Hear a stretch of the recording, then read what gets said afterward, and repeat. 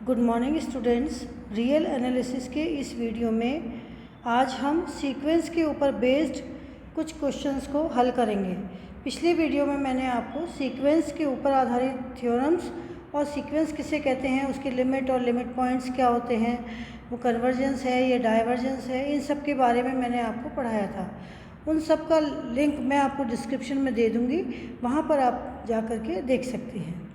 अब हम स्टार्ट करते हैं। क्वेश्चन नंबर 1 है, prove that the sequence x n where x n equal to 2n minus 7 upon 3n plus 2 for all n is element of n is convergent n converge to 2/3।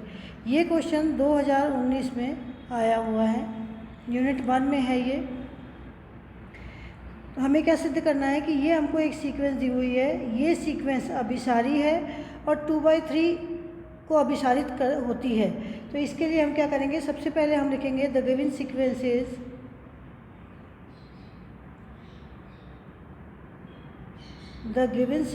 Is x n equal to twice n minus 7 upon 3n plus 2। अब हम यहाँ पर n is equal to, क्योंकि natural number है तो 1 2 3 रख देते हैं। तो n इक्वल टू 1 2 3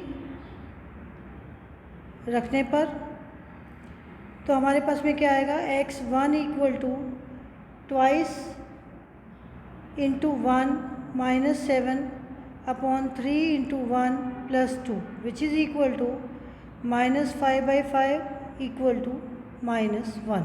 तो that implies x1 equal to हो गया माइनस ऑफ 1। इसी तरह से आप वैल्यूज़ रख के जब x2 निकालेंगे हम तो वो आ जाएगा माइनस 3/8। हम x3 निकालेंगे इस वाली इक्वेशन में n इक्वल टू 1 2 3 रखते जाइए और सॉल्व करते जाइए तो आपका आ जाएगा x3 इक्वल टू आएगा माइनस 1 अपॉन 11। तो यहाँ से हम क्या देखते हैं कि x1 जो है वो x2 से छोटा है, फिर x3 जो है वो x2 से छोटा है। तो इस तरह से जो आने वाली टर्म्स है वो पिछले वाले टर्म से बड़ी है। x1 छोटा है x2 से, x2 छोटा है x3 से, तो आने वाली जितनी भी टर्म्स है वो बढ़ता जा रहा है। इसका मतलब इंक्रीजिंग सीक्वेंस है। इसको और अपन कंफर्म करने के लिए now x n plus 1 equal to twice of n plus 1 minus 7 upon 3n plus 1 plus 2 which is equal to, जब हम इसको सिंप्लीफाई करेंगे खोल के तो ये आएगा twice n minus 5 upon 3n plus 5 और xn plus 1 minus xn equal to twice n minus 5 upon 3n plus 5 यहाँ से लिया हमने, और xn की वैल्यू जो हमको स्टार्टिंग में दी हुई है twice n minus 7 upon 3n plus 2। LCM लेंगे और सिंप्लीफाई करेंगे। 3n plus 5 into 3n plus 2 twice n minus 5 into 3n plus 2 minus twice n minus 7 into 3n plus 5। इन सब को हम पूरे को खोलेंगे और सिंप्लीफाई करेंगे तो हमारे पास में आएगा 25 upon 3n plus 5 into 3n plus 2, जो कि पॉजिटिव है क्योंकि n हमारा हमेशा पॉजिटिव होता है। तो ये greater than zero, sorry, for all n is element of n, क्योंकि n नेचुरल नंबर है तो नीचे के नेचुरल नंबर हमेशा 1 2 3 4 इन्फिनिटी तक पॉजिटिव होते हैं। तो ये हमारा पॉजिटिव हो गया। इसका मतलब xn plus 1 minus xn is greater then 0 for all n is element of natural number. That implies xn plus 1 is greater than xn plus 1 is greater than xn for all n is element of natural number। इसका मतलब हमारे पास में क्या हुआ, that implies xn sequence is monotonically increasing sequence।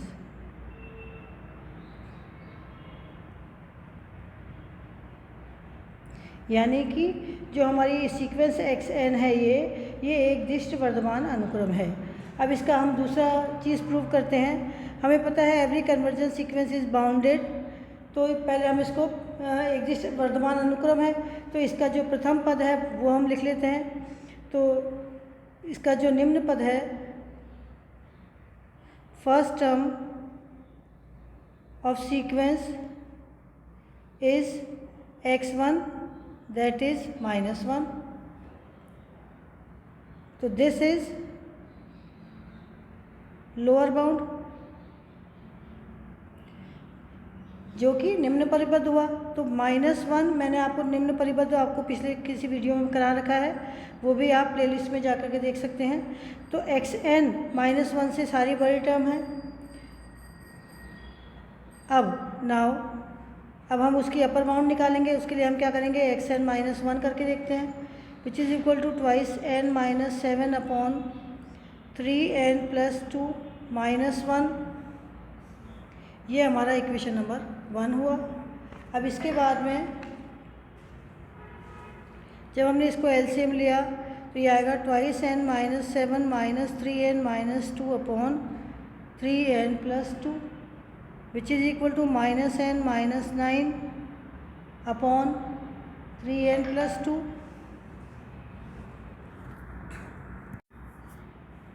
इसका मतलब हुआ -n - 9 upon 3n + 2, ये हमारा नेगेटिव टर्म हो गया।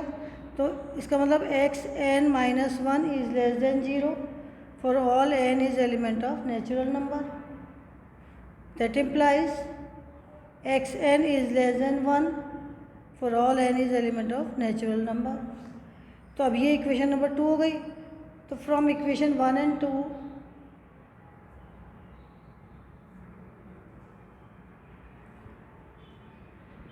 we get xn -1 से छोटी बड़ी और 1 से छोटी है for all n is element of natural number. That is the sequence xn is bounded sequence, मतलब xn हमारा परिबद्ध अनुक्रम है जिसका निम्न परिबद्ध तो -1 है और ऊपरी परिबद्ध 1 है। और हम जानते हैं कि यदि कोई सीक्वेंस एक दिष्ट वर्धमान है और परिबद्ध है तो अभिसारी होती है। तो दैट इज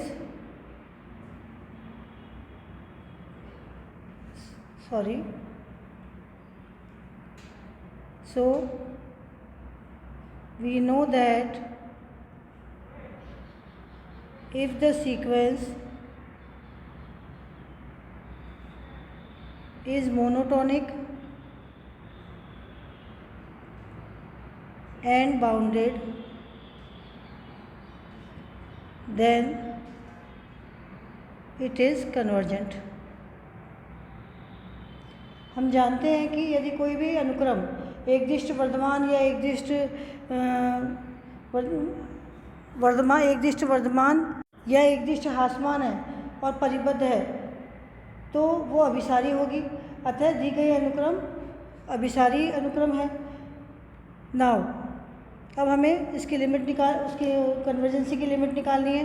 तो xn इक्वल टू क्या है, twice n - 7 upon 3n + 2 limit n tends to infinity xn equal to limit n tends to infinity twice n - 7 upon 3n + 2 which is equal to limit n tends to infinity twice -7/n upon 3 + 2/n which is equal to 2/3। that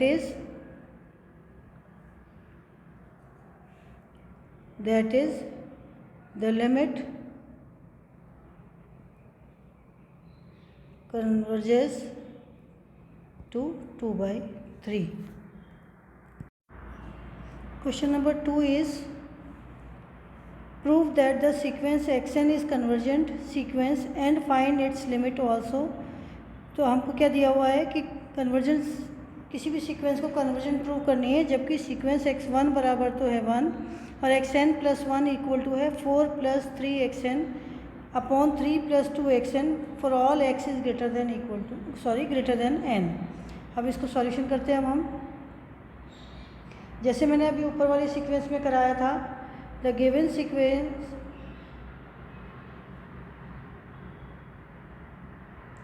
is x1 equal to 1, xn plus 1 equal to 4 plus 3xn over 3 plus 2xn for all n is greater than 1, x2 equal to, अब हम क्या करेंगे, x1 तो हमको दिया हुआ है, n equal to 2 3 4 इस तरह से अगर हम रखें तो x1 की वैल्यू x1 बराबर 1 है, तो यहाँ पर हम x2 निकालने के लिए xn प्लस 1 में 4 प्लस 3 इंटू 1, xn की जगह हमने 1 रख दिया, 3 प्लस 2 इंटू 1, तो ये हमारे पास में हो जाएगा 7/5। इसी तरह से बाकी सारी टर्म्स भी निकालेंगे। x3 equal to 4 plus 3x2 upon 3 plus 2x2, x2 की वैल्यू ये है हमारे पास में, इसको रख देंगे यहाँ पर, 4 plus 3 into 7/5 upon 3 plus 2 into 7/5 which is equal to, simplify करेंगे एलसीएम लेकर के, तो ये आएगा 41/29। इससे हमने क्या देखा कि x1 is less then x2 is less then x3। इसका मतलब ये स्ट्रिक्टली इंक्रीजिंग सीक्वेंस है। Now let XR minus 1 is all less than XR। इसी तरह से जब ये हमने देखा कि 1 2 3 ये इंक्रीजिंग सीक्वेंस में आ रहा है, तो हम इसको मान लेते हैं कि XR minus 1 is less than XR है। That implies XR minus 1 minus XR, इस XR को हम इधर ले गए, विच इज़ लेस देन 0 आएगा। तो यहाँ पर हम रख देते हैं XR माइनस 1 हम करें तो 4 plus 3XR minus 1 upon 3 plus 2XR minus 1 minus 4 plus 3XR upon 3 plus 2XR। अब हम इसको एलसीएम लेके सिंप्लीफाई करेंगे, तो ये एलसीएम में हमारे पास में आएगा 3 plus 2XR minus 1 into 3 plus 2XR, ऊपर आएगा 4 plus 3XR minus 1 into 3 plus 2XR minus 4 plus 3XR into 3 plus 2XR minus 1 which is equal to, पूरे को मल्टीप्लाई करेंगे इन सबको और खोलेंगे, तो ये हमारे पास में आएगा XR minus 1 minus XR upon 3 plus 2XR minus 1 3 plus 2XR which is less than 0। तो क्योंकि हमारे पास XR माइनस 1 इक्वल टू क्या आया, लेस देन 0 आया, that implies XR minus XR plus 1, यहाँ पर आएगा हमारे पास में XR प्लस 1, तो XR plus 1 which is less than 0, क्योंकि XR minus 1 minus XR less than 0 है यहाँ से, तो ये पूरी टर्म लेस देन 0 हो गई, तो XR minus XR plus 1 is less than 0 हो गया। That implies XR is less than XR plus 1। तो ये हमारा मैथमेटिकल इंडक्शन से, so by mathematical induction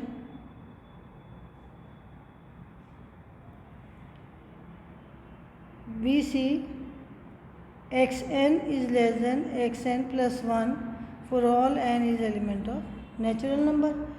So the given sequence is monotonically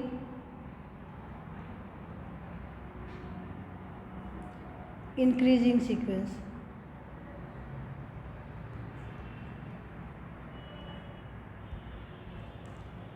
अब चूँकि ये मोनोटोनिकली इंक्रीजिंग सीक्वेंस है और इसका first term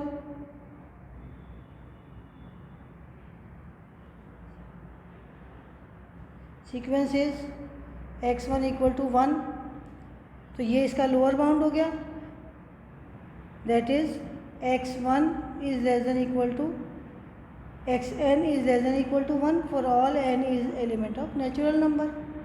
now x1 equal to 1 which is less than 2, ये 2 से कम होता है। इसी तरह से x2 is equal to 7/5 which is less than 2। इसी तरह से अगर हम ये माने कि xr इज़ लेस देन 2 है, तो अब हम इसको प्रूफ भी देखेंगे भी सही कि ये सही है क्या। तो xr plus 1 minus 2 is equal to 4 plus 3xr upon 3 plus 2xr। इस xr प्लस 1 की जगह हमने ये लिख दिया, जो हमको सवाल दिया है वहाँ पर n की जगह r रख करके, और इस फॉर्मूले को हमने लिखा है यहाँ पर, ये हो गया -2। इसको सिंप्लीफाई करेंगे तो ये हमारे पास में आएगा 4 plus 3xr minus 6 minus 4xr upon 3 plus 2xr, और which is equal to -2 minus xr upon 3 plus 2xr। अब ये नेगेटिव आ गया ऊपर का, which is less than 0, that implies xr plus 1 minus 2 less than 0, और xr प्लस 1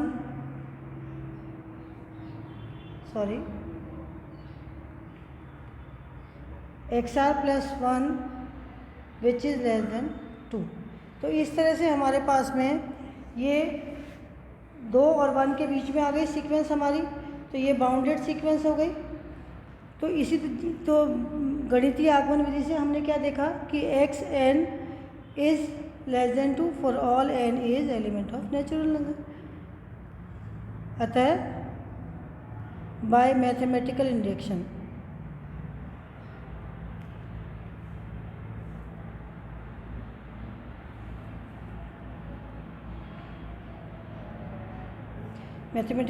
से हमने क्या देखा कि xn is less than 2, so xn lies between 1 2, और ये इक्वल टू भी है इधर, for all n is element of n, that is sequence is bounded, and we know that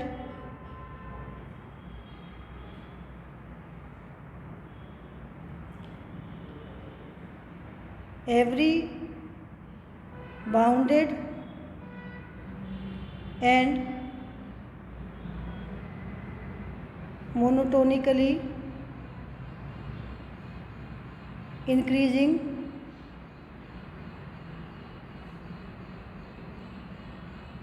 sequence is convergent. ठीक है, तो हम क्या जानते हैं कि कोई भी अनुक्रम यदि वो एकदिष्ट वर्धमान है और परिबद्ध है तो वो अभिसारी अनुक्रम होगी। तो जो हमको सीक्वेंस दी हुई है ये हमारी कन्वर्जेंट सीक्वेंस है। अब हमको इसकी लिमिट निकालनी है, तो लेट एक्स एन के हम जब लिमिट निकालें n tends to infinity is equal to, suppose हमने इसको l मान लिया, तो xn plus 1 equal to 4 plus 3xn upon 3 plus 2xn। तो limit limit n tends to infinity xn plus 1 equal to limit n tends to infinity 4 plus 3xn upon 3 plus 2xn हो गया। यहाँ पर हम लिमिट रख देते हैं n टेंस टू इन्फिनिटी पे। जब ये l है तो xn प्लस 1 टर्म में भी ये l होगी, तो ये हो गया l equal to 4 plus 3l upon 3 plus 2l, और 3l plus twice l square minus 4 minus 3l equal to 0। That implies twice into l square minus 2 equal to 0, that implies l square equal to 2 और l is equal to plus minus under root of 2। अब चूँकि हमारा xn is greater than 0 है, for all n is element of natural number, तो limit भी जो limit xn है हमारी वो भी greater than 0 होगी। इसलिए हम नेगेटिव टर्म को छोड़ देंगे और केवल L is equal to under root of 2 को हम ले लेंगे। तो so the limit of sequence is under root of 2। तो ये हमारा इस क्वेश्चन का आंसर हुआ।